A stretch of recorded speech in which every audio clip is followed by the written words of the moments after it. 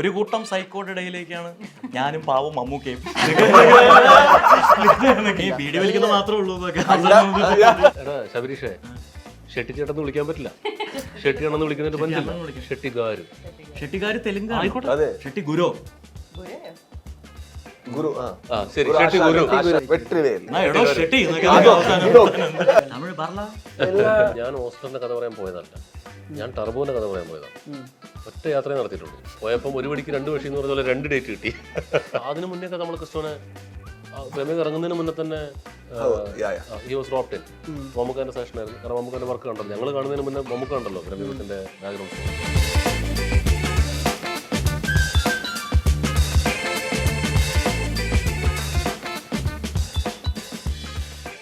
Turbo ടീമാണ് the Q സ്റ്റുഡിയോയിൽ. മിഥുൻ മാനുവൽ തോമസ്, രാജ്ബി ഷെട്ടി, അഞ്ജന, ശബരീഷ് ശർമ്മ. നമസ്കാരം. നമസ്കാരം. ഇതിൻ്റെ നിന്ന് തുടങ്ങാം. ഈ ത്രില്ലർ ജോണർ എഴുതുമ്പോൾ ആദ്യം ബിൽഡ് ചെയ്യുന്ന ക്യാരക്ടർ എപ്പോഴും പ്രതിനായകൻ്റെ ക്യാരക്ടറാണെന്ന് പറഞ്ഞിട്ടുണ്ട്. പ്രതിനായകൻ എത്രത്തോളം സ്ട്രോങ് ആണ് അത്രത്തോളമായിരിക്കും നായകനെ സ്ട്രോങ് ആക്കി ബിൽഡ് ചെയ്യാൻ പറ്റുന്നത്. ഇത് ത്രില്ലർ, ഒരു out and out thriller genre അല്ല എന്ന് വ്യക്തമാക്കിയിട്ടുണ്ട്. ആക്ഷൻ കോമഡി ആണെന്ന് ആദ്യം പറഞ്ഞ് ഇപ്പോൾ ഒരു എൻ്റർടൈനർ സ്വഭാവം എന്നുള്ള രീതിയിലൊക്കെ പറഞ്ഞു. ഇതിനും ആദ്യം ഈ രാജ്ബി ഷെട്ടി പോർട്രേ ചെയ്യുന്ന വില്ലൻ ക്യാരക്ടർ തന്നെയാണോ ബിൽഡ് ചെയ്തത്? ആദ്യം നമ്മുടെ അടുത്ത് ജോസ് ഉണ്ടായിരുന്നു. ജോസിൻ്റെ ചുറ്റുപാടുകൾ ഉണ്ടായിരുന്നു, ജോസിൻ്റെ ചുറ്റുമുള്ളവരുണ്ടായിരുന്നു. പക്ഷേ നമുക്കില്ലാതിരുന്നത്, ഈ കഥയുടെ ആദ്യഘട്ടത്തിൽ നമുക്കില്ലാതിരുന്നത് ജോസിനൊരു പ്രതിനായകനായിരുന്നു. അപ്പോൾ നമ്മൾ ജോസിൻ്റെ പൊടിപ്പും തൊങ്ങലും ഒക്കെ വെക്കുന്നതിന് മുൻപ് പ്രതിനായകനൊന്ന് കിട്ടാൻ, ഒരു ഇഷ്യൂവും പ്രതിനായകനെ കിട്ടാൻ ഇത്തിരി സമയമെടുത്തു. അതിനുശേഷം നമ്മൾ പതിവ് പോലെ പ്രതിനായകനെ ബിൽഡ് ചെയ്തതിന് ശേഷമാണ് ജോസിൻ്റെ ബാക്കി കഥ കാര്യങ്ങൾ നമ്മൾ ബിൽഡ് ചെയ്തെടുത്തത്. അപ്പോൾ പ്രതിനായകനെ സ്ട്രോങ് ആക്കുക എന്നുള്ളതാണ് ഇതിലും പിന്തുടർന്നിട്ടുള്ള ഒരു രീതി. അവിടുന്ന് എവിടെയായിരിക്കും ഈ പ്രതിനായകൻ രാജ്ബി ഷെട്ടി ആയിരിക്കും? കാരണം ഇതൊരു തമിഴ് ക്യാരക്ടറാണ്. അതെ, രാജ് തമിഴ് ലാംഗ്വേജ് ആയിട്ട് അറിയില്ല, തമിഴ് അറിയാത്തൊരു വ്യക്തിയാണ്. തമിഴ് പറല. അപ്പൊ എങ്ങനെയാണ് ആ തമിഴ് അറിയാത്തൊരു വ്യക്തിയാണെങ്കിലും ഓക്കെ, കന്നഡയിൽ നിന്ന് രാജ്ബി ഷെട്ടിയെ ഓൺ ബോർഡ് കൊണ്ടുവരാന്നുള്ള ഒരു തീരുമാനം ഉണ്ടല്ലോ. നമ്മൾ ഇദ്ദേഹത്തിൻ്റെ പേര് വെട്രിവേൽ ഷൺമുഖസുന്ദരം എന്നാണ്. ചെന്നൈ ബേസ്ഡ് ആണ്. ഇദ്ദേഹം മലയാളം സംസാരിക്കും, തമിഴ് സംസാരിക്കും, ഇംഗ്ലീഷ് സംസാരിക്കും. അപ്പം നമ്മൾ ഇങ്ങനെ ഒരു കഥാപാത്രത്തെക്കുറിച്ച് ആലോചിച്ചപ്പം ഇപ്പം മമ്മൂക്കയുടെ ഒരു വില്ലനായിട്ട് ഒരാൾ വരുമ്പം നമ്മളത് ഫിസിക്കലി ഇൻറ്റിമിഡേറ്റിംഗ് അല്ലെങ്കിലും ആ സ്ക്രീനിൽ ഇൻറ്റിമിഡേറ്റിംഗ് ആയിട്ടുള്ള ഒരാൾ, സ്വാഗുള്ള ഒരാൾ വന്നാൽ കൊള്ളാമെന്നായിരുന്നു ഞങ്ങൾ ആദ്യം തൊട്ടേ തീരുമാനിച്ചത്. കാരണം നമ്മൾ എന്തൊക്കെ പറഞ്ഞാലും എൻ്റർടൈനർ ഒരുക്കുമ്പം അതിൽ അഭിനയിക്കുന്ന ആളുകളുടെ പെർഫോമൻസിനും അത്തരമൊരു സിനിമയെ എലിവേറ്റ് ചെയ്യുന്നൊരു സ്വഭാവം ഉണ്ടായിരിക്കണം. അപ്പോൾ അങ്ങനെ ഞങ്ങളെടുത്ത ആരെ കാസ്റ്റ് ചെയ്യാമെന്ന് ഞങ്ങളെടുത്ത ലിസ്റ്റിലെ ആദ്യ പേരുകാരിൽ ഒരാൾ മിസ്റ്റർ രാജ്ബി ഷെട്ടിയായിരുന്നു. അപ്പോൾ ഇദ്ദേഹം അങ്ങനത്തെ ഒരു കഥയിലേക്ക് അഭിനയിക്കാൻ വരുമോയെന്ന് പോലും അറിയില്ല. കാരണം ഇദ്ദേഹത്തിൻ്റെ സിനിമകൾ നമുക്കറിയാലോ, പലതരം സിനിമകൾ ചെയ്തു പോകുന്ന ഒരാളാണ്. ഐ മീൻ ഇങ്ങനത്തെ ഒരു ഔട്ട് ആൻഡ് ഔട്ട് എൻ്റർടൈനറിലേക്ക് പുള്ളി നമ്മളിതുവരെ കണ്ടിട്ടില്ല. അപ്പോൾ ഞാൻ പറഞ്ഞു, വൈശേട്ടാ പുള്ളി വരുമോയെന്നല്ല, വന്നാൽ അടിപൊളിയായിരിക്കും. അപ്പം അദ്ദേഹത്തെ വിളിക്കുമ്പോൾ ഇദ്ദേഹം ടോവിയുടെ പ്രൊമോഷനുമായിട്ട് ബന്ധപ്പെട്ട് കൊച്ചി തന്നെ ഉണ്ടായിരുന്നു. വൈശേട്ടൻ പോയി കഥ പറഞ്ഞു. അദ്ദേഹത്തിൻ്റെ കഥ ഭയങ്കര വർക്കായി, അദ്ദേഹം ചെയ്യാമെന്ന്. അപ്പോൾ നമ്മൾ ആദ്യമേ ഉദ്ദേശിച്ച ഒരാളെ തന്നെ നമുക്ക് കിട്ടുകയായിരുന്നു.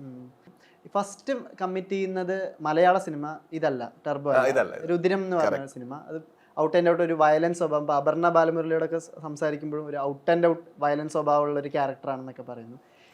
ഇത്തരം ഇപ്പോൾ ഒരു മാസ് ടെംപ്ലേറ്റിലുള്ള ക്യാരക്ടർ വരുമ്പോൾ ഒബ്വിയസ്ലി മമ്മൂക്ക ഫാക്ടർ ഉണ്ടാവും, excitement.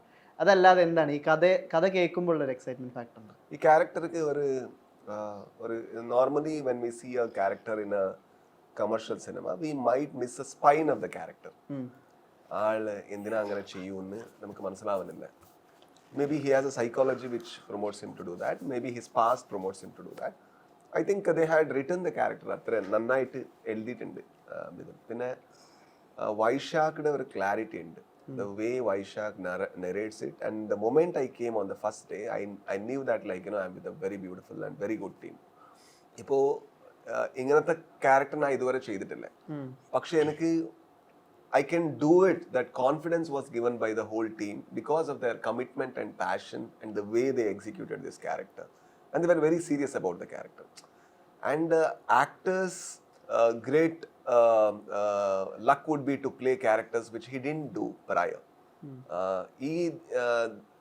Vetrivel Shanmugasundaram is a new person to me, so I had to meet him and greet him and live as him for the small time that I have. അഞ്ജനയുടെ Indulekha എന്നുള്ള character ആയിരുന്നു. ഇപ്പൊ ഹംസധ്വനി ഇപ്പൊ പാച്ചും ഒക്കെ എനിക്ക് തോന്നുന്നു post OTT റിലീസായിരിക്കും ഈ ഹംസധ്വനിയുടെ ഒരു character ആർക്കൊക്കെ കൂടുതൽ ചർച്ചയാവുന്നത്. റൈറ്റപ്സ് വരുന്നു, ഹംസധ്വനിയുടെ പോസിറ്റിവിറ്റി ഉള്ള റീൽസ് ട്രെൻഡിങ് ആവുന്നു ഇൻസ്റ്റയിൽ. അങ്ങനെ ഒരുപാട് ഹംസധ്വനിയെ പറ്റി സംസാരിക്കുമ്പോഴൊക്കെ ആളുകൾക്കൊരു എക്സൈറ്റ്മെന്റ് ഉണ്ടല്ലോ. ഓക്കെ, ഈ ആർട്ടിസ്റ്റ് നെക്സ്റ്റ് കമ്മിറ്റ് ചെയ്യുന്ന പ്രൊജക്ട് ഏതായിരിക്കും എന്നുള്ളൊരു എക്സൈറ്റ്മെന്റ് ഉണ്ട്. അവിടെയാണ് ടർബോ വരുന്നത്. പ്രൈസ് എങ്ങനെയാണ് ഹംസധ്വനി ടു ഇന്ദുലേഖ ട്രാവൽ? ഹംസധ്വനി പറഞ്ഞ പോലെ പ്രൈമിൽ റിലീസ് ആയിക്കഴിഞ്ഞാണ് കുറച്ചുകൂടെ ഒരു ബൂസ്റ്റ് ആയത്. പക്ഷെ പാച്ചു എനിക്കൊന്ന് ക്യാരക്ടേഴ്സിനെക്കാളും പാച്ചും അത്ഭുതവിളക്കും ടർബോവും കംപ്ലീറ്റ്ലി ഓപ്പോസിറ്റ്സ് ആണ്. കംപ്ലീറ്റ്ലി ഓപ്പോസിറ്റ് ജോണേഴ്സും ആണ്, കംപ്ലീറ്റ്ലി ഓപ്പോസിറ്റ് സിനിമകളുമാണ്. അപ്പോൾ അതുപോലെ ഒരു ഫീൽ ഗുഡ് ഫിലിമിന്ന് ഇങ്ങനെ ഒരു എന്താ പറയുക, ഒരു വെരി കൊമേഴ്ഷ്യൽ എൻ്റർടൈനറിൽ വരുമ്പോൾ it's A completely different experience. കുറേ കാര്യങ്ങൾ പഠിക്കാൻ പറ്റി. പിന്നെ ഓഫ് കോഴ്സ് ഈ നെയിംസ് തന്നെ, മിഥുൻ ചേട്ടൻ, വൈശാഖ് സർ, മമ്മൂട്ടി കമ്പനി, അതിൻ്റെ ഒരു ബാനറിലുള്ള ഒരു പ്രോജക്റ്റിൻ്റെ ഭാഗമാവുമെന്ന് പറയുന്നത് തന്നെ വലിയ കാര്യമാണ്. ആൻഡ് ഓൾസോ ഒരു 2 പടത്തിൽ മീറ്റ് ചെയ്യേണ്ട ആർട്ടിസ്റ്റിനെ ഒരു പടത്തിൽ തന്നെ മീറ്റ് ചെയ്തു. ഒരുപാട് കുറേ പേരുണ്ട്. അപ്പോൾ അതർ ലാംഗ്വേജ് സിംഹങ്ങൾ കുറേ പേരുണ്ട്. സോ രാജ് ബി ഗാരു എന്നൊക്കെയാണ് ഇന്റർവ്യൂല് പറയുന്നത്. രാജ്ബി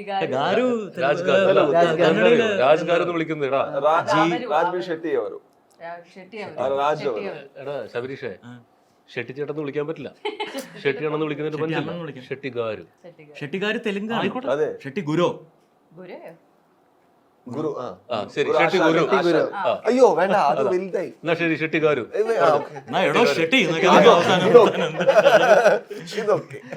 സോ കംപ്ലീറ്റ്ലി ഓപ്പോസിറ്റ് ആണ്.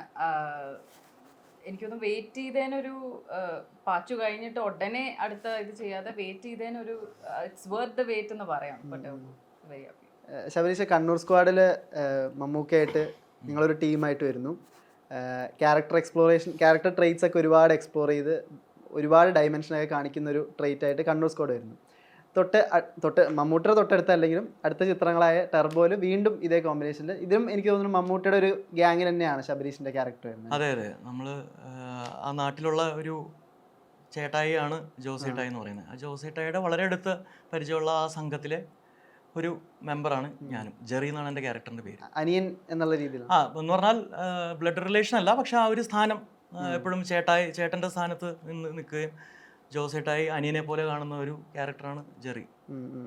മമ്മൂട്ടി അല്ലാതെ അഞ്ജനയായിട്ടുള്ള ഒരു കോമ്പിനേഷൻ ഇപ്പൊ ട്രെയിലറിൽ ഒരു ഷോട്ട് ഉണ്ടായിരുന്നു, അഞ്ജന അടിക്കുന്ന ഒരു സീൻ. അഞ്ജനയുടെ ഇടിയാണല്ലേ ടർബോ? പറയുന്നത് ശരിക്കും കാരണം കുറ്റിക്ക് അടി കൊണ്ടു. അത് ഒരുപാട് ടേക്ക് അപ്പുറത്തിപ്പുറത്ത് നോക്കി എടുക്കുമല്ലോ. She said personally she said I enjoyed hitting him, she said. അങ്ങനെ പറഞ്ഞു.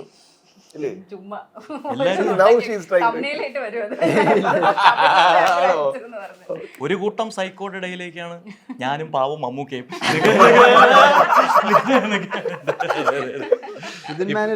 അല്ല, ഇപ്പൊ രാജ്ബി ഷെട്ടി എന്ന് പറയുന്ന വ്യക്തി എങ്ങനെ ആയിരിക്കും ചെറിയൊരു ധാരണ കിട്ടിയില്ല. സ്ക്രീനിൽ നമ്മൾ കാണുന്നതിന്റെ നേരെ ഓപ്പോസിറ്റ് ആണ് പുള്ളി. ഒരു ടീസർ ഇപ്പൊ കണ്ടു, ഇനി പടം ഇവരെ കണ്ടോളൂ. പക്ഷെ വെട്രിവേൽ ഭയങ്കര എക്സ്ട്രീം, ഭയങ്കര ഇപ്പൊ ഫഹദൊക്കെ ചെയ്യുന്ന, ഫഹദാണല്ലോ ഭയങ്കര ഇത്രയും എക്സ്ട്രീം ക്യാരക്ടർ എന്നൊക്കെ പറയുന്ന രീതിയിൽ അങ്ങനെ ഒരു വേറൊരു എക്സ്ട്രീമിൽ നിൽക്കുന്ന ഒരാൾ തന്നെയാണ് സിനിമയിലെ വെട്രിവേൽ ഷൺമുഖസുന്ദരം. പിന്നെ കുറച്ചുകൂടി സോഫിസ്റ്റിക്കേറ്റഡ് ആണ്. അതെ, ഒരു സ്വാഗ് ഒക്കെ ഉള്ള ഒരു മനുഷ്യനായിട്ട് അങ്ങനെ പുള്ളി പോകുന്നില്ല. ഞാൻ പറഞ്ഞത് പേഴ്സണലി പുള്ളി ഇപ്പൊ നമ്മൾ ഗരുഡഗമനയിൽ കണ്ട സട്ടിൽ സൈക്കോ ആണെങ്കിലും ഇതിനകത്ത് കാണാൻ പോകുന്ന കൊമേഴ്ഷ്യൽ ആളാണെങ്കിലും എൻ്റയർലി വേറെ ആയിട്ടുള്ള കൊമേഴ്ഷ്യൽ സൈക്കോ ആണെങ്കിലും അതിന്റെ ഓപ്പോസിറ്റ് ആയിട്ടുള്ള ഒരാളാണ്. ഞങ്ങള് കുട്ടിക്കളി എന്ന് പറയും, സൈക്കോ അല്ല, കൊച്ച്. പിന്നെ ഈ ഹെലികോപ്റ്ററിലൊക്കെ വന്നിറങ്ങിട്ട് വീഡിയോ വലിക്കുകയാണെന്നുണ്ടെങ്കിൽ അത് കുറച്ച് എന്തെങ്കിലും തലയ്ക്ക് പ്രശ്നം ഉണ്ടാവും. ലോക്കൽ സൈക്കോ എന്ന് പറയുന്നത്. ഈ ട്രെയിലറിലൊക്കെ അക്ടർ ഭയങ്കര ഈ ബ്ലാക്ക് രണ്ടുപേർക്കും അത് മെയിൻറ്റെയിൻ ചെയ്തിട്ടില്ല. ഇദ്ദേഹത്തിന്റെ ഈ കോസ്റ്റ്യൂം കണ്ടോ? ഇതാണ് ഇദ്ദേഹത്തിന്റെ സ്ഥിരം കോസ്റ്റ്യൂം. അപ്പം ഞങ്ങൾ ഇതൊന്നും അറിയില്ല. ഞാൻ ഇദ്ദേഹം നേരിട്ട് കണ്ടിട്ടില്ല. അപ്പം നമ്മളിങ്ങനെ രാജ്ബി ഷെട്ടിയാണ് വില്ലൻ, വെട്രിവേൽ ഷൺമുഖസുന്ദരം നമുക്ക് ഹെലികോപ്റ്ററിലൊക്കെ വരട്ടെ, അയാൾക്ക് അങ്ങനെ ഒരു മൂടുള്ള ഒരു സ്വഭാവമുള്ള ഒരാളാണ്, അതിനൊത്തൊരാളാണ്. പക്ഷേ അയാളുടെ കോസ്റ്റ്യൂം അപ്പോൾ നമ്മൾ എന്ത് പിടിക്കും? സ്യൂട്ട് ഇടണോ? സ്യൂട്ട് ഈ പറഞ്ഞ പോലെ പിടിക്കും. അപ്പോൾ വേറെ ആളുകൾ സ്യൂട്ട് ഇടുന്നുണ്ട് പടത്തിൽ. വെട്രിവേൽ എന്ത് പിടിക്കുന്നൊക്കെ ആയിട്ട് ഞങ്ങൾ ഒരു കാര്യം ചെയ്തിട്ട് ഇയാൾ ഒരു മുണ്ടും ഷർട്ടും ഒരു തുണ്ടും ഒക്കെ ഇട്ടിട്ട് ഒരു ബീഡിയൊക്കെ വലിച്ചിട്ട് വരണം. ഈ ലുക്കാണോ അതിലേക്കും? അല്ല, പോകണമെന്ന് വെച്ചിട്ടുണ്ടെങ്കിൽ പുള്ളി ക്യാരക്ടറായിട്ട് വന്ന് ലാസ്റ്റ് കോസ്റ്റ്യൂം അഴിച്ചിട്ട് പോകുന്നിടത്ത് പുള്ളി ആ ലുക്കിലാണ്. അപ്പോൾ ഞങ്ങൾ എടുത്തത് പുള്ളിയുടെ സ്ഥിരം കോസ്റ്റ്യൂമാണ് അത്. ആ പുള്ളിക്ക് ആ മുണ്ടിന്റെ തുണ്ടിന്റെ ഫസ്റ്റ് ഡേ മമ്മൂട്ടി സാർ കാരവന്റെ ഉള്ളിലുണ്ട്. അങ്ങനെ സെറ്റ് അവർ വന്ന ശേഷം എനിക്ക് പറഞ്ഞു മീറ്റ് ചെയ്യണം. മീറ്റ് ചെയ്യുന്നു. അപ്പൊ എൻ്റെ ഒരു പച്ച മുണ്ട്, പച്ച ഷർട്ട്, ഒരു പച്ച തുണ്ട്. അപ്പോ പോയിട്ട് ഹായ് സർ ഗുഡ് മോർണിംഗ്, ഇതല്ലേ കോസ്റ്റ്യൂം? ഇല്ല സർ ഇതെന്റെ കോസ്റ്റ്യൂം. ഞങ്ങൾക്ക് അറിയില്ലായിരുന്നു. വളരെ യാദൃശ്ചികമായിട്ട് കഥാപാത്രത്തിന്റെ കോസ്റ്റ്യൂമും പുള്ളിയുടെ കോസ്റ്റ്യൂമും ഒന്നായി. പിന്നെ അദ്ദേഹം ഒരു സംവിധായകനായതുകൊണ്ടും എഴുത്തുകാരനായതുകൊണ്ടും നമ്മളൊരു കോസ്റ്റ്യൂം ഡിസൈൻ ചെയ്ത് കൊടുക്കും. പുള്ളിയുടെ പ്രത്യേകിച്ച് അഭിപ്രായം ഒന്നും പറയില്ലല്ലോ. This is what you want. Definitely. അതെ. I don't think like I have a word to say. അത് എനിക്ക് പറയാൻ I can't say. ഈ ടർബോ ഇത്രയും കാലം വന്നത് ഇപ്പോൾ മമ്മൂക്കയുടെ ഇടി, ഓക്കെ, മമ്മൂക്ക ചെയ്യുന്ന ഒരു ഫിസിക്കൽ എഫേർട്ട് കാര്യങ്ങളൊക്കെയാണ്. നമ്മൾ കണ്ട ഔട്ടിൽ രാജ്ബി ഷെട്ടിയുടെ ഒരൊറ്റ ഇത് പഞ്ചരണ സംസാരിച്ച പോലെ ഒരൊറ്റ ഇടിയാണ് കണ്ടത് നമ്മൾ. രാജ്ബി ഷെട്ടി ഈ പടം കമ്മിറ്റ് ചെയ്യുന്ന മുന്നേ ഈ ഇത്തരം രീതിയിൽ ഫിസിക്കൽ ഒരു ടയറിങ്ങോ അല്ലെങ്കിൽ ഫിസിക്കൽ ട്രെയിനിങ്ങോ ഒക്കെ ചെയ്തിട്ടുണ്ടോ? അല്ലെങ്കിൽ ഫിസിക്കലി ഫിസ്റ്റ് ഫൈറ്റ് ഒക്കെ കുറച്ചുകൂടി ഫിസിക്കലി ഫ്ലെക്സിബിൾ ആണ്. ഞാൻ ഇപ്പം നാട്ടില് ക്രിക്കറ്റ്, വോളിബോൾ ആ കളി തന്നെ തുടങ്ങിയിട്ടുണ്ട്. പിന്നെ എനിക്ക് അത്ര ഐ ഹാഡ് ഫിസിക്കൽ ചാലഞ്ചസ്. പക്ഷേ നമ്മുടെ ഫീനിക്സ് പ്രഭു ഇതിന്റെ action director, the way he choreograph, ഇത് ഈ പടത്തിന്റെ വലിയ ഒരു അസറ്റാണ് ഇതിന്റെ ടെക്നീഷ്യന്മാർ. അവരെപ്പോഴും ഇതെല്ലാം കംപ്ലീറ്റ്ലി ഈസി ആക്കിയിട്ട് നമുക്ക് they will make it so easy that you don't have to strain yourself. If you do it once that is completely okay and they will guide you how to do it and everything. So I am always, if you ask me in that sense, I am always physically active, because I'll be keep on doing anything like playing completely, dancing like mad, those kind of things I keep on doing. So it was not very tough for me. It was tough, it was challenging, but because of the technicians, I think it became much more easier. ഇപ്പോൾ ഇദ്ദേഹം പറഞ്ഞതുപോലെ ഇതിന്റെ fight നമ്മൾ സിനിമകളെ കുറെ ചെയ്തിട്ടുണ്ട്. പക്ഷെ നമ്മൾ ഇതിന്റെ ഒരു ഫൈറ്റ് കമ്പോസിങ് എന്ന് പറയുന്നത് എനിക്ക് ഭയങ്കര ഇൻട്രസ്റ്റിംഗ് ആയി തോന്നിയത് എഡിറ്റർ ഷമീർ മുഹമ്മദ്, ഫീനിക്സ് പ്രഭു, വൈശാഖട്ടൻ ഇവർ ചേർന്ന് ഒരു ആക്ഷൻ കൊറിയോഗ്രാഫ് ചെയ്ത് നമ്മൾ സ്റ്റുഡിയോയിൽ അത് റിഹേഴ്സ് ചെയ്ത്, കാരണം ഷൂട്ടിംഗ് എളുപ്പമാകാൻ വേണ്ടിയിട്ട് ഒരു 5-8 ദിവസം സ്റ്റുഡിയോയിൽ അത് റിഹേഴ്സ് ചെയ്ത് ഓൾമോസ്റ്റ് ഫൈറ്റിന്റെ മേജർ ഷോട്ടുകളൊക്കെ ആദ്യമേ സെറ്റ് ചെയ്ത് എഡിറ്റ് ചെയ്ത് നമ്മൾ ഡ്യൂപ്പുകളെ വെച്ചിട്ട് ഇവരൊന്നുമല്ല വേറെ ആളുകൾ വെച്ച് ആ പാറ്റേൺ സെറ്റ് ചെയ്തിട്ടാണ് നമ്മൾ പോയത്. അപ്പോൾ അതുകൊണ്ടാണ് ഇവർ ആർട്ടിസ്റ്റുകളെ സംബന്ധിച്ചിടത്തോളം നമ്മൾ it is already pre design, very clear, very clear. ഷോട്ടുകളൊക്കെ നമ്മൾ എത്ര ഷോട്ട് ലെങ്ത് എത്ര ഉണ്ട്, എത്ര മതി, അതെല്ലാം വെരി ക്ലിയർ. അങ്ങനെ it was challenging but it was made easy. ഈ രാജ്ബി ഷെട്ടിയുടെ ക്യാരക്ടർ ഇത്രയും സ്ട്രോങ് ആയ ഒരു എതിർകക്ഷി നിൽക്കുകയാണല്ലോ, നിങ്ങളുടെ ടീമായിട്ടും അങ്ങനെ ശബരീഷിന് ഒരു ഫിസ്റ്റ് ഫൈറ്റോ അങ്ങനെ കാര്യങ്ങളുണ്ടോ? ഇല്ല, ഞങ്ങൾ തമ്മിൽ കോമ്പിനേഷൻ ഇപ്പൊ ഉണ്ട്. പ്രൊമോഷൻ വന്നപ്പോഴാണ് ഒരു ഫ്രെയിമിന്റെ മുമ്പിൽ നിൽക്കുന്നത്. ഒരു ഓൾമോസ്റ്റ് ഫിസ്റ്റ് ഫൈറ്റോളം എത്തുന്ന പ്രൊമോഷനില്. അതെ, ഒരുമിച്ചെങ്ങാനും വന്നിരുന്നെങ്കിൽ ഇപ്പത്തെ ഇത് വെച്ച് ഒരുമിച്ച് വന്നിരുന്നെങ്കിൽ ഭയങ്കര ഇൻട്രസ്റ്റിംഗ് ആയിരുന്നല്ലേ. കോമഡി ഇവര് ചളിയാക്കാൻ രണ്ടും കൂടെ. First of all, she was enough. Even if he comes in, he like അഞ്ചരയ്ക്ക് ഉണ്ട് കോമ്പിനേഷൻ. ഞാൻ ഇരിക്കുന്നൊന്നുമില്ല, ഉണ്ടായിരുന്നെങ്കിൽ എനിക്ക് ഇപ്പൊ ചെറിയൊരു ആഗ്രഹമുണ്ട്. അല്ല, അതിനിപ്പോ of സ്ക്രീനും ആവാമല്ലോ. off screen she'll be hitting me pat and all. അല്ലേ?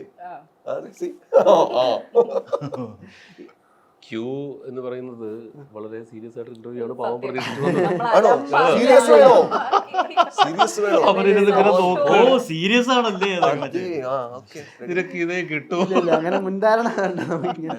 അവർക്ക് അറിയില്ലേ രാജ്ബി ഷെട്ടിയായിട്ട് എന്നെക്കാട്ടിലും കൂടുതൽ ഇവരായിട്ടാണ് പരിചയം. അവരായിട്ട് ട്രാവലും ക്യാമറ ടീമായിട്ട്.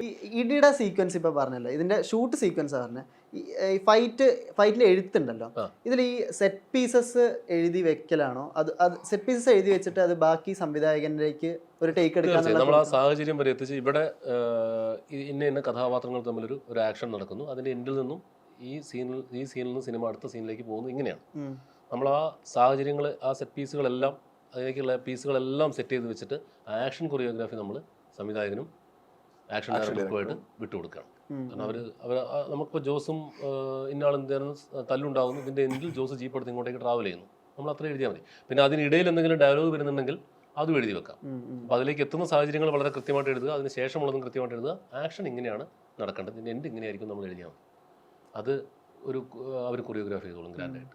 ഇതിനും പറഞ്ഞിട്ട് ഇപ്പോൾ ഒരു ടർബോ ജോസിൻ്റെ ഒരു ക്യാരക്ടർ, ടർബോ ജോസ് ചെയ്യുന്ന അബദ്ധങ്ങളും പരിപാടിയൊക്കെ ഒരു സുഹൃത്തിൽ നിന്ന് ഇൻസ്പയർ ചെയ്ത് വന്നതാണ്, അത് ശരിക്കുള്ളതാണോ? ഇതിനകത്ത് മേജർ ഒരു സാധനവും നമ്മുടെ ഒരു സുഹൃത്തിന് പറ്റിയൊരു അബദ്ധമുണ്ട്.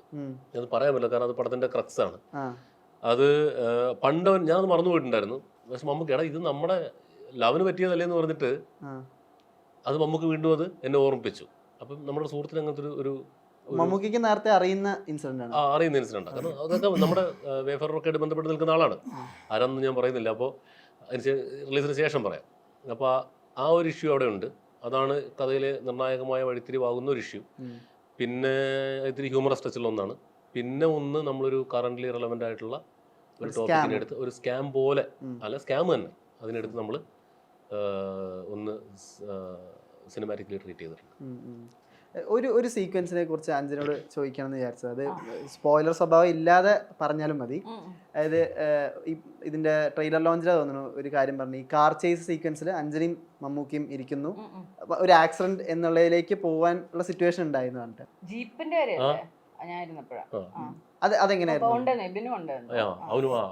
ബാക്കിലുണ്ടായിരുന്നു.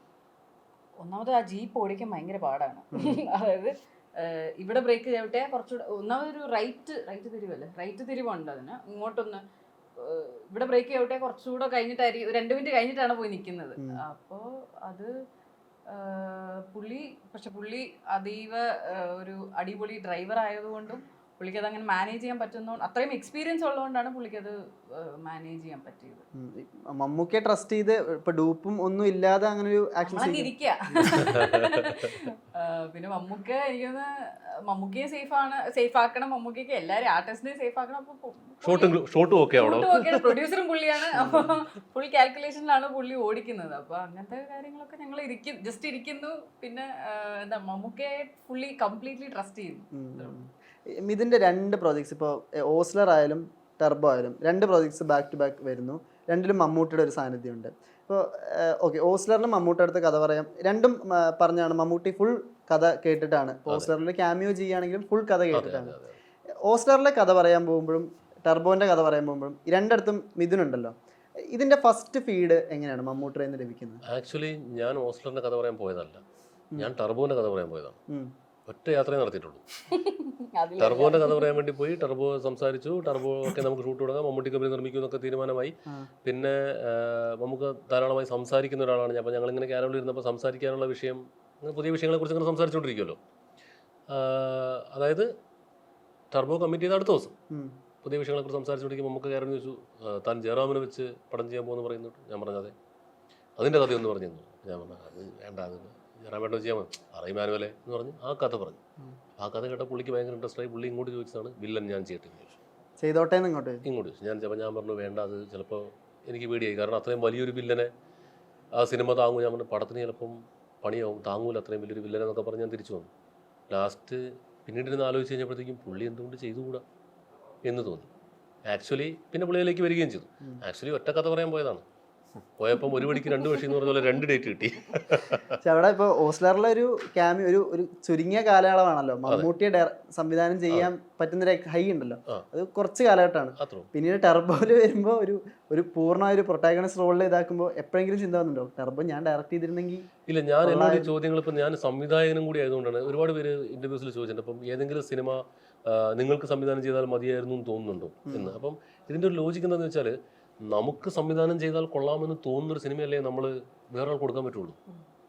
ഇപ്പോൾ ഓം ശാന്തി ഓശാൻ എനിക്ക് സംവിധാനം ചെയ്യാൻ ഇഷ്ടമുള്ള സിനിമയാണ്, ഗരുഡൻ എനിക്ക് സംവിധാനം ചെയ്യാൻ ഇഷ്ടമുള്ള സിനിമയാണ്, ഫീനിക്സ് ഇഷ്ടമാണ്, ടർബോ ഇഷ്ടമാണ്. കാരണം നമുക്ക് അത്രമേൽ പ്രിയപ്പെട്ടൊരു സാധനമല്ലേ നമ്മൾ വേറെ ആൾ കൊടുക്കാൻ പറ്റുള്ളൂ. ഇത് എനിക്ക് സംവിധാനം ചെയ്യാൻ മാത്രമല്ല, എന്നാൽ നീ ചെയ്തോന്ന് നമുക്കൊരു സ്ക്രിപ്റ്റ് കൊടുക്കാൻ പറ്റുമോ? ഇല്ലല്ലോ. ഇതെല്ലാം എനിക്ക് സംവിധാനം ചെയ്യാൻ ഇഷ്ടമുള്ള സിനിമകളാണ്. പക്ഷേ നമ്മൾ എഴുതുന്ന സിനിമയും നമ്മുടെ തന്നെയല്ലേ. അപ്പോൾ ചിലരെന്നേക്കാൾ നന്നായിട്ട് ചിലപ്പോൾ നമ്മുടെ സ്ക്രിപ്റ്റുകൾ എക്സിക്യൂട്ട് ചെയ്യും. വേറൊരു പേഴ്സ്പെക്റ്റീവും കൂടെ കിട്ടും. ഇപ്പം ഞാൻ വേറെ സിനിമയുടെ സെറ്റിലൊന്നും പോയിട്ട്, ഇപ്പം ഞാൻ എഴുതി കൊടുക്കുന്ന സിനിമയുടെ ഒരു സെറ്റിലും പോയി ഇതിൻ്റെ മോണ്ടനെ പറഞ്ഞ് ഞാൻ അഭിപ്രായം പറയാറില്ല.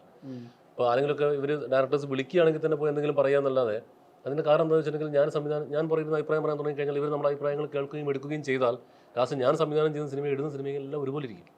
അപ്പോൾ അതുകൊണ്ട് ഞാൻ പരമാവധി സെറ്റ് വിസിറ്റുകൾ തന്നെ ഒഴിവാക്കും. ഗരുഡനും ഫീനിക്സിനും ഓംശാന്തി ജോസാനിക്കും ഞാൻ അങ്ങനെ അന്ന് എനിക്കൊന്നും പറയാനും അറിയത്തില്ലായിരുന്നു. ഞാൻ പോയിട്ടില്ല, ഇരുന്നിട്ടില്ല. ടർബോയ്ക്ക് പിന്നെ മമ്മൂക്കാൻ്റെ കൂടെ ഇരുന്ന് മമ്മൂക്കാൻ്റെ വർത്തമാനം പറയാന്നുള്ളതല്ലാതെ മറ്റഭിപ്രായങ്ങളൊന്നും ഞാൻ പറഞ്ഞിട്ടില്ല. അപ്പോൾ ഇതെല്ലാം എനിക്ക് ഇപ്പം ഇനി ഞാൻ കൊടുക്കാൻ പോകുന്ന സ്ക്രിപ്റ്റുകളും എനിക്ക് സംവിധാനം ചെയ്യാൻ പൂർണ്ണ സന്തോഷമുള്ള സ്ക്രിപ്റ്റുകൾ തന്നെയാണ് മറ്റുള്ളവർക്കും കൊടുക്കുന്നത്. എഴുതി വരുമ്പോഴും നമ്മുടെ സിനിമ തന്നെയാണല്ലോ, നമ്മളതിൻ്റെ ഒരു ഇൻ്റഗ്രൽ പാർട്ടല്ലേ. ഈ സെറ്റ് പീസസിൻ്റെ കാര്യം പറയുന്നുണ്ടല്ലോ, ഓരോ ആക്ഷൻ ഒരു 70% മേലെയും ആക്ഷൻ സീക്വൻസ് ആണ്. അതിൽ ഇപ്പോൾ രാജ് ഇൻക്ലൂഡ് ചെയ്ത പോർഷൻ ഇപ്പോൾ നമ്മൾ കാണുന്നത് ഒരു സ്വാട്ട് ഫൈറ്റിൻ്റെ ഒരു പോർഷൻ ഉണ്ട്, അതുപോലെ കാർ ചേസിൻ്റെ ഒരു സെറ്റ് പീസ് ഒക്കെ ഉണ്ട്. അവിടെ ഇപ്പോൾ സ്വാട്ട് ഫൈറ്റ് ഒക്കെ ചെയ്യുമ്പോൾ ഒരു ടർബോ ജോസ് വേഴ്സസ് രാജ്ബി ഷെട്ടിയുടെ ക്യാരക്ടറുള്ള അങ്ങനെ ഒരു കോമ്പിനേഷൻ ഫൈറ്റ് ഉണ്ട് ഇതില്. ഷോർട്ട് ഫൈറ്റ് പോലെ ട്രെയിലറിൽ ഒരു ഷോട്ട് ഉണ്ടായിരുന്നു. നിങ്ങൾ പ്രാക്ടീസ് ചെയ്യുന്ന ഇതൊക്കെ വന്നില്ലായിരുന്നു. പ്രാക്ടീസ് അത്. സോ എന്താ വെച്ചാൽ അത് കുത്തേ so see set pieces as he said റൈറ്റർക്ക് ഒരു ഇമാജിനേഷൻ വരും. പക്ഷേ അത് നമ്മുടെ ആക്ടർ വരുമ്പോൾ, പുതിയ കാസ്റ്റിംഗ് വരുമ്പോൾ, കോസ്റ്റ്യൂം വരുമ്പോൾ, ഇപ്പോൾ ഫസ്റ്റ് എഴുതുമ്പോൾ actually that is not there in the sense like first എഴുതുമ്പോൾ we won't decide the final costume yet. The moment it comes, what if this character looks in this set piece, how would it actually affect the whole film? That's where the set pieces are actually improvised, those kind of things. I was there in some set pieces and I was very mesmerized by it, in the sense, first of all it was a huge set, the set that I was involved in, and in the camera, in the execution, in the technicalities, they were making it look much more bigger than what it is. That was very overwhelming for me. എനിക്ക് ഞാൻ വളരെ ഇഷ്ടപ്പെട്ടു. Even though when I didn't had shot, I was sitting behind the monitor and watching and learning and how they execute, how they shoot, how they edit. Even when the editor was editing, I was just going there and seeing how are they doing these kind of miracles. I am very lucky, in the sense I worked as an actor, but I got paid as a student in terms of knowledge and the way they ഒരു നല്ല set piece collaboration വേണം, എല്ലാവരുടെ collaboration വേണം. Stunt choreographers, പിന്നെ stunt artist, actors, camera, light, properties, art, അത് അത്ര ആൾക്കാർ collaborate ആയിട്ട് ഒരു സെറ്റ് പീസ് നന്നായിട്ട് വരുമ്പോൾ ഒരു സന്തോഷമാണ്. ഞാൻ ചോദിച്ചത് രാജ്ബി ഷെട്ടി വേഴ്സസ് ടർബോ ജോസ് അങ്ങനെ ഒരു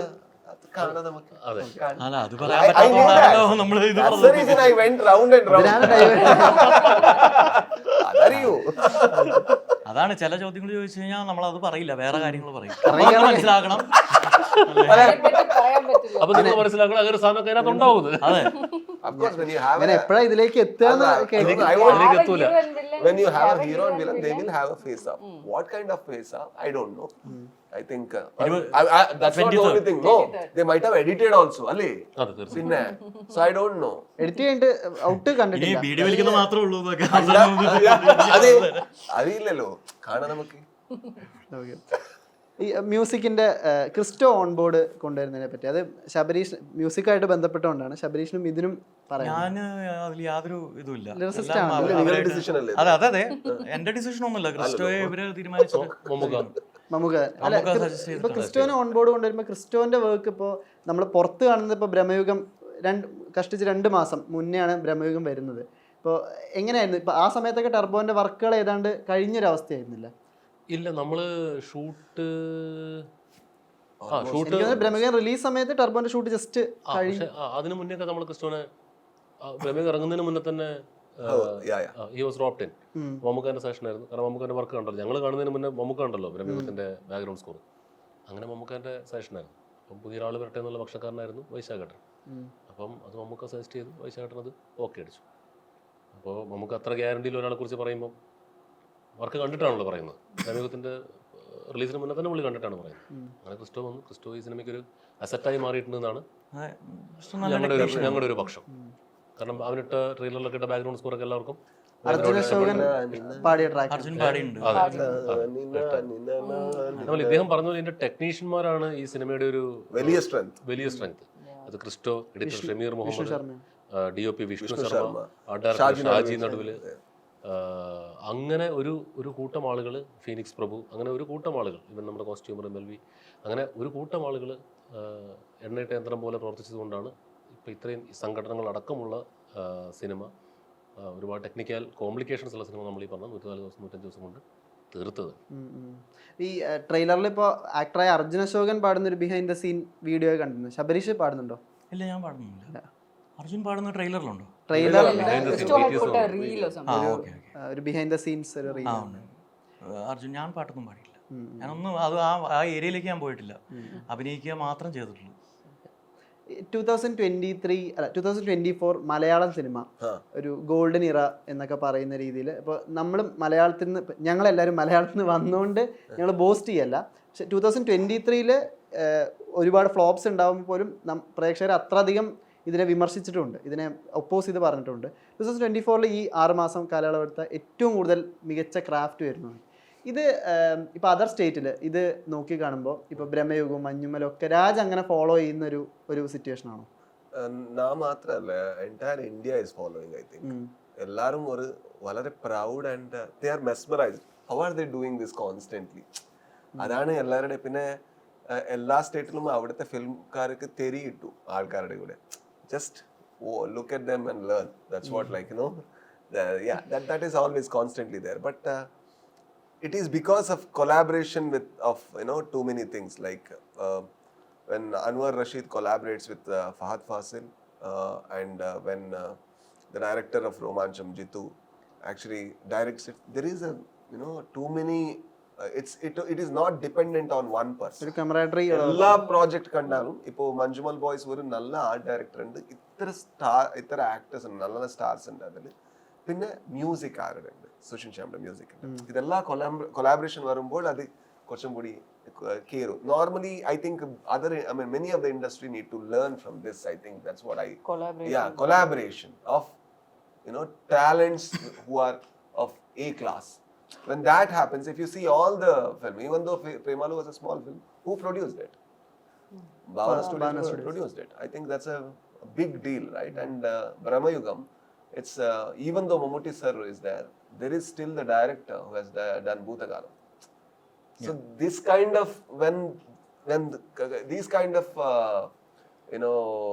talents come together, then it's miracle should happen. There is no other way, because everybody will guide to the right place. I think that is what is happening with Malayalam. That collaboration, every state should learn. Normally what happens is, if you cast one big star, then you cannot cast any big talents, because there will be a kind of a clash or something. Then the character, the whole film may not come to that level. If collaboration happens without ego, then I think the films and the industry will benefit. രാജിന്റെ ഏറ്റവും favourite Mammukka film ഏതായിരിക്കും? Turbo പറയുന്നത്. I think I haven't seen much, to be honest, but recently I loved Brahmayugam because of his performance. The way he performed as an actor, I couldn't decode it. Like, how is he doing it? Because the other thing was, adinte munpu na Turbo set il avarude acting kandittunde. Okay, vera aalide, I know how he acts കാണുമ്പോൾ. But when I go to see Brahmayugam, I don't know anything about this man, because that performance completely coming from a place which was not at all there in our set. They are two different people. I really wanted to, if I had a chance, I would have gone to Brahmayugam set and see how he is actually observe how he is performing, because that was completely two extremes. I was very scared by it. Unfortunately, I saw Brahmayugam after the release. After I finished my work with Turbo. Tension അടിച്ചേ. അല്ല, ഇവിടെ എനിക്ക് പോകണം, എനിക്ക് വീട്ടിൽ പോകണം. അഞ്ജനയുടെയും ശബരീഷിനും ഇനിയും ടർബോന് ശേഷം നെക്സ്റ്റ് വർക്ക്സ് ഏതൊക്കെയാണ്? അങ്ങനെ കമ്മിറ്റ് ചെയ്ത വർക്ക് ഞങ്ങൾ ഒരുമിച്ചോ? അല്ല, ഒരുമിച്ചല്ല, ഞാൻ ഇതുവരെ കൺഫേം ആയിട്ടില്ല. ഞാൻ ഇപ്പം അൻവർ റഷീദ് പ്രൊഡക്ഷൻസിൻ്റെ അടുത്ത പടം ആവേശം കഴിഞ്ഞിട്ട് പ്രാവിൻകുടി ചെയ്യുന്ന ഷാപ്പിൽ അടിപൊളി. കഴിഞ്ഞു. അത് പടവും ഓൾമോസ്റ്റ് കഴിയാറായി. എൻ്റെ ഷൂട്ടും കഴിഞ്ഞു. ബേസിലും എല്ലാവരും ബേസിൽ സൗബിൻ, ചെമ്പൻ വിനോദ്, ശാന്തിനി, കലാഭവൻ നിയാസ്, പിന്നെ കുറേ ഒരു കൂട്ടം പുതുമുഖങ്ങൾ. ഈ മ്യൂസിക് സൈഡിൽ ലിറിക്സ് ആ ആസ്പെക്റ്റിൽ ഏതെങ്കിലും വർക്ക് ഉണ്ടോ ഇനി? എല്ലാം നടക്കുന്നേ ഉള്ളൂ. ഒന്ന് റിലീസാവാൻ ഞാനിപ്പോൾ ഈ അടുത്തേ ഇപ്പോൾ ഷൂട്ട് ഒന്ന് കണ്ണൂർ സ്ക്വാഡും പിന്നെ ടർബോ ഒക്കെ അടുപ്പിച്ച് Back to back ആണ് ബാക്ക് ടു ബാക്ക്. അതെ അതെ അതെ. ചെറിയ അതിൻ്റെ ഇടയ്ക്ക് ചെറിയൊരു പടം ചെയ്തിരുന്നു ഞാനും അപ്പാനി ശരത്തൊക്കെ ആയിട്ട് ഒരു പടം. അതിൻ്റെ പരിപാടികളൊക്കെ നടക്കുന്നേ ഉള്ളൂ. അതിൻ്റെ ഇടയിൽ എഴുതാനുള്ളൊരു ടൈം കിട്ടിയില്ല. ഉണ്ട്, ഇനിയിപ്പം ഇപ്പോൾ എഴുതുന്നുണ്ട് ഞാൻ. പുതിയ പുതിയ പടങ്ങൾ വരുന്നുണ്ട്. ഞാനും രാജേഷ് മുരുകേഷനായിട്ട് ആ ഒരു കോംബോയിൽ പാട്ടുകൾ വരുന്നുണ്ട്. ഇൻഡി സോങ്സ് ആയിട്ട് അല്ലല്ല, ഫിലിംസ് തന്നെ. അതെ അതെ, നമ്മുടെ ഫ്രണ്ട്സിൻ്റെ പടങ്ങൾ വരുന്നുണ്ട്. അതിനെക്കുറിച്ചൊന്നും പറയാറായിട്ടില്ല. ഷൂട്ടൊക്കെ നടന്നുകൊണ്ടിരിക്കുകയാണ്. അതുകൊണ്ട് ഈ ടർബോ ജോസിന്റെ ക്യാരക്ടർ, ഇപ്പൊ ടർബോ ജോസ് എന്നുള്ള പേര് വന്നപ്പോൾ തന്നെ ഏറ്റവും ആദ്യം സിമിലാരിറ്റി ആൾക്കാർ കണ്ടെത്തിയത് ഈ കോട്ടയം കുഞ്ഞച്ചൻ എന്നുള്ള രീതിയിലാണല്ലോ. ഇതൊക്കെ മനസ്സിലുണ്ടല്ലോ. ഈ ഓക്കെ, ഒരു അച്ചായൻ ക്യാരക്ടർ എഴുതുമ്പോൾ ഉറപ്പായിട്ടും അതിന്റെ സിമിലാരിറ്റി വരും, അതിന്റെ റെഫറൻസ്. അച്ചായനാണോ? ജോസേട്ടായി നമ്മൾ മാറ്റിയല്ലോ, ജോസേട്ടായി ജോസേട്ടായി ആക്കിയല്ലോ. ഇടുക്കി മലയോര ഇതാണ്. മലയോരാണ് കറങ്ങി തിരിഞ്ഞ് പറയുമ്പോൾ നമ്മുടെ മനസ്സിൽ അച്ചായൻ എന്നുള്ള കോൺസെപ്റ്റ് ആണ് ഉള്ളത്. ഒരു ക്രിസ്ത്യൻ കഥാപാത്രത്തെ നമുക്ക് ചെയ്യുമ്പോൾ ഓട്ടോമാറ്റിക്കലി അത് കോട്ടയം കുഞ്ഞച്ചൻ അല്ലെങ്കിൽ അദ്ദേഹം അതിന് മുമ്പ് ചെയ്തിട്ടുള്ള സംഘത്തിലെ കുട്ടപ്പായി, അങ്ങനെ അച്ചായൻ എന്നൊരു കോൺസെപ്റ്റാണ് നമ്മുടെ മനസ്സിൽ. ഇത് അച്ചായൻ തന്നെയാണ്, പക്ഷേ മീൻസ് അച്ചായനാണല്ലോ മൊത്തത്തിൽ ആ ഏരിയക്കാരെ അങ്ങനെ വിളിക്കുന്നത്. വിളിക്കും അല്ലേ അച്ചായൻ? അച്ചായനിലാണ് കോൺസെപ്റ്റ്. എന്നാ അച്ചായൻ ചോദിക്കുന്നതാണ് ഒരു രീതി.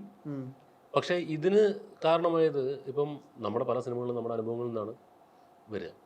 ആൻമരി എൻ്റെ ഒരു അനുഭവമായിരുന്നു, വംശാന്തി ദിവസം എൻ്റെ ഒരു അനുഭവമായിരുന്നു, ആട് എൻ്റെ സുഹൃത്തുക്കളുടെ ഉണ്ടായ ഒരു യാത്രാനുഭവമായിരുന്നു.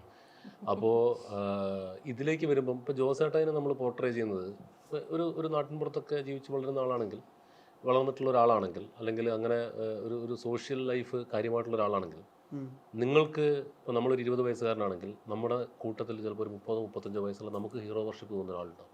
ജോസേട്ടായേ എന്ന് വിളിക്കാവുന്ന ഒരാൾ, ആളായിരിക്കും നമ്മുടെ ഹീറോ.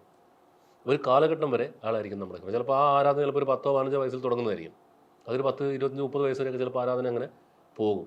അത് ചിലപ്പോൾ ആളുകൾ 1-2 പേര് മാറിയും പറഞ്ഞു വരും. ചിലപ്പോൾ ഒരു ജോസേട്ടായി ആയിരിക്കും, ചിലപ്പോൾ ഒരു തങ്കൻ ചേട്ടനായിരിക്കും, ചിലപ്പോൾ ഒരു അഹമ്മദൊക്കെ ആയിരിക്കും, ചിലപ്പോൾ ഒരു സുരേഷ് ചേട്ടനായിരിക്കും. അങ്ങനെ ആരെങ്കിലുമൊക്കെ ഉണ്ടാവും. എന്തെങ്കിലുമൊക്കെ സ്വഭാവ സവിശേഷതകളുള്ള നമ്മുടെ ഒരു ആരാധന പിടിച്ചു പറ്റും. ചിലപ്പോൾ തല്ലുകാരനായിരിക്കും, ചിലപ്പോൾ വടംവലിക്കാരനായിരിക്കും, ചിലപ്പോൾ മികച്ചൊരു ഡ്രൈവറായിരിക്കും, ചിലപ്പോൾ നന്നായി സംസാരിക്കുന്ന ഒരു രാഷ്ട്രീയ പൊതുപ്രവർത്തകനായിരിക്കും.